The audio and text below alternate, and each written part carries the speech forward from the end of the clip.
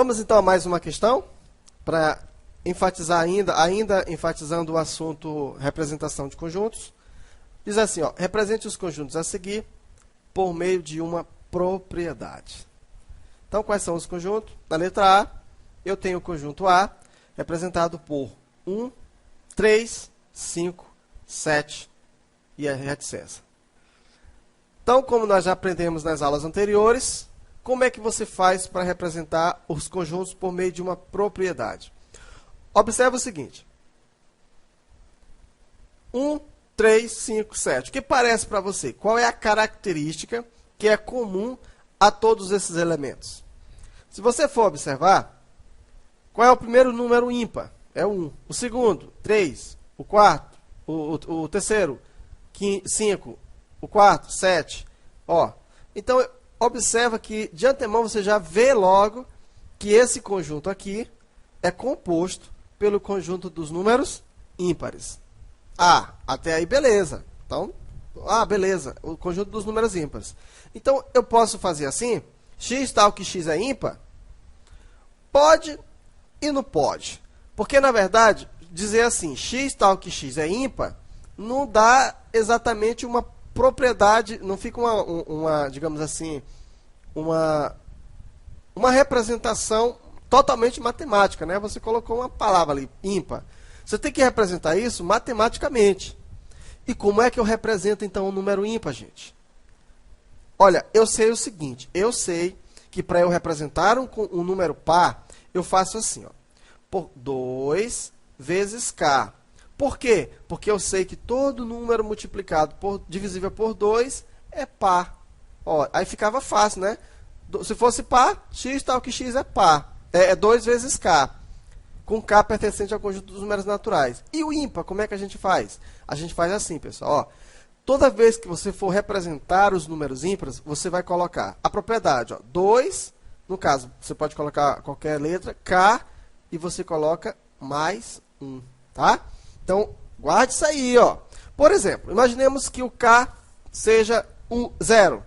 2 vezes 0, 0. Mais 1, 1. Agora o k vale 1. 2 vezes 1, 2. Mais 1, desculpa. Agora o k vale 2. 2 vezes 1, 2. Mais 1, 3. Agora o k vale 2. 2 vezes 2, 4. Mais 1, 5. Tá? Então, observa que essa propriedade aqui, ela representa, de fato, o conjunto dos números ímpares, tá? Então, essa que seria a resposta correta. Então, como ficaria aqui?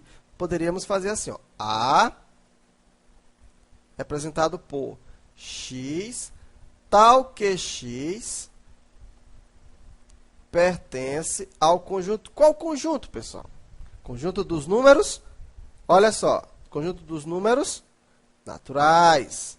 E eu posso até colocar assim, ó, naturais.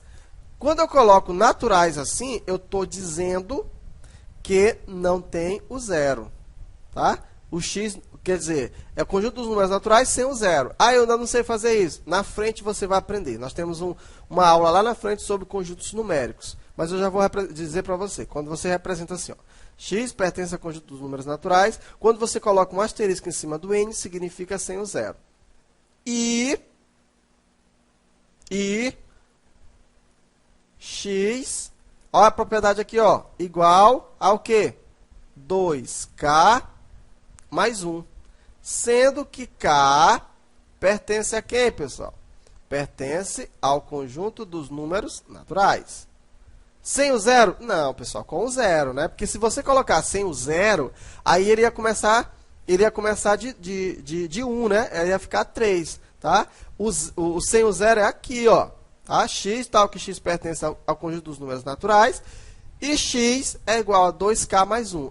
Não esqueça, por favor, essa propriedade aqui representa o conjunto dos números ímpares. 2k vai representar o conjunto dos números pares. Você vai precisar isso muito lá na frente, tá bom? Muito bem, na letra B, diz aqui, ó, B é igual a 1, 1 sobre 2, 1 sobre 3, 1 sobre 4. Olha para essa expressão aqui, digamos assim, né? Não é uma expressão, mas olha para esse conjunto aqui. O que você encontra de comum neles, pessoal? Para facilitar para você, ó, eu vou colocar bem aqui 1. Tá? Você observa que o meu denominador é composto pelo quê? O meu numerador é composto pelo 1. Então, todos os numeradores são formados por 1. E o denominador?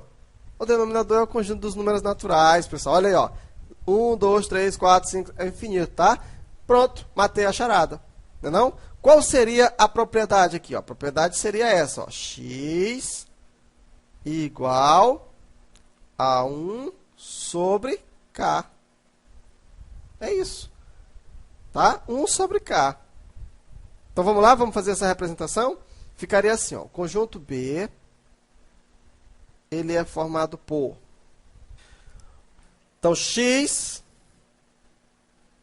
pertence ao conjunto... Pergunto para você, pessoal. Eu posso dizer que X pertence aqui ao conjunto dos números naturais? O X? Não, né? Não. Por que não? Porque, veja bem, ó. Se eu disser assim, aqui, ó. Vamos lá, eu tenho 1 sobre 2. 1 sobre 2 é a mesma coisa, eu poderia dizer que x seria 0,5. É a mesma coisa que 0,5. Pessoal, 0,5 faz parte dos números naturais? Não, não faz. Porque os números naturais são todos os números inteiros, tá? Os números inteiros positivos. Então, nesse caso, não posso dizer isso, que o x pertence ao conjunto dos números naturais. Posso dizer que x pertence ao conjunto dos números inteiros? Também não. Por quê? Porque os números inteiros são inteiros. Posso dizer, então, que x pertence a que conjunto? Aí eu pergunto para você, qual é o conjunto que é formado por números fracionários? Como é que a gente chama ele? Conjunto dos números... É isso aí mesmo, pessoal. Conjunto dos números racionais, ó.